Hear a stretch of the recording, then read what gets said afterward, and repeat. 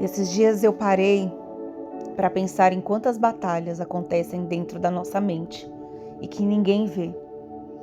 Por fora, muitas vezes nós estamos sorrindo, estamos trabalhando, cuidando de casa, dos filhos, dos compromissos, estamos vivendo, mas por dentro existe uma guerra silenciosa.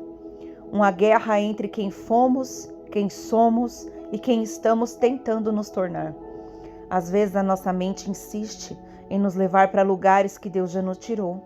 Lugares de dor, lugares de abandono, de rejeição, de perdas e de palavras que um dia foram lançadas sobre nós e que de alguma forma ainda ecoam na nossa alma.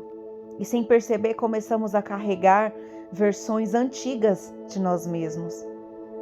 A menina que foi rejeitada, a mulher que foi abandonada, a pessoa que não se sentiu suficiente, aquela que foi abandonada, aquela que sempre precisou provar o seu valor.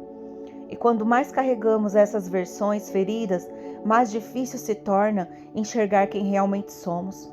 Porque a verdade é que muitas pessoas passam a vida inteira procurando amor, mas não porque lhes falta amor. Elas procuram porque existe um vazio dentro delas, que nenhuma validação humana consegue preencher. Quantas vezes buscamos reconhecimento, quantas vezes esperamos que alguém nos enxergue, que alguém nos valorize, que alguém nos escolha. Mas a dor não está apenas em não sermos escolhidos pelos outros. A dor mais profunda é quando nós mesmos deixamos de nos escolher. Quando nós nos abandonamos para agradar pessoas, quando silenciamos nossa voz para não desagradar, quando aceitamos menos do que merecemos, porque acreditamos que não somos dignas demais. Quando nós nos tornamos especialistas em amar os outros e estranhos para nós mesmas. Então surge uma pergunta que mexe profundamente com a minha alma. Como posso amar alguém se não aprendi a amar quem Deus criou em mim? Porque amar a si não é se achar perfeita. É olhar para as próprias cicatrizes e entender que elas não definem o seu destino. É reconhecer os defeitos sem transformar os defeitos na sua identidade. É entender que você não é apenas aquilo que aconteceu com você. Você é muito mais. Você é a mulher que sobreviveu aos dias que pensou que jamais conseguiria suportar. Você é a mulher que chorou escondida e continuou mesmo assim. Você é a mulher que caiu, mas encontrou forças para levantar novamente. E acima de tudo, você é alguém que foi amada por Deus antes mesmo de fazer qualquer coisa para permanecer e para merecer um amor. O Senhor não te amou quando você acertou. Ele te amou quando você ainda estava quebrada. Ele não te escolheu quando você ficou forte.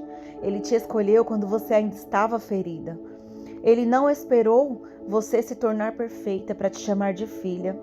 E talvez seja exatamente isso que você precisa aprender. Deus não nos ama pela nossa performance.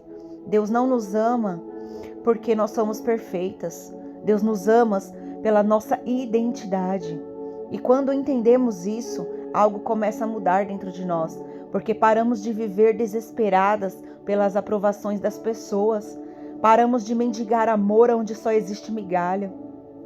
Paramos de tentar preencher com relacionamentos aquilo que só Deus pode curar. E começamos a compreender que o amor mais transformador não é aquele amor que recebemos dos outros, é aquele amor que recebemos de Deus e que permitimos que alcance as partes da nossa alma e passamos a esconder. Talvez hoje a sua maior necessidade não seja encontrar alguém que te ame. Talvez seja permitir que Deus cure a parte que você acredita que não merece ser amada. Porque ninguém consegue receber plenamente aquilo que no fundo acredita não merecer. E até que você enxergue o valor que Deus colocou dentro de você, você continuará procurando nos outros a confirmação que só pode nascer dentro da sua própria alma. Você não precisa se tornar outra pessoa para ser amada. Você precisa apenas enxergar a si mesma da forma que o Pai nos enxerga.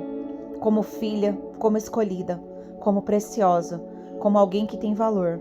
Não porque é perfeita, mas porque foi criada pelas mãos de um Deus tão perfeito.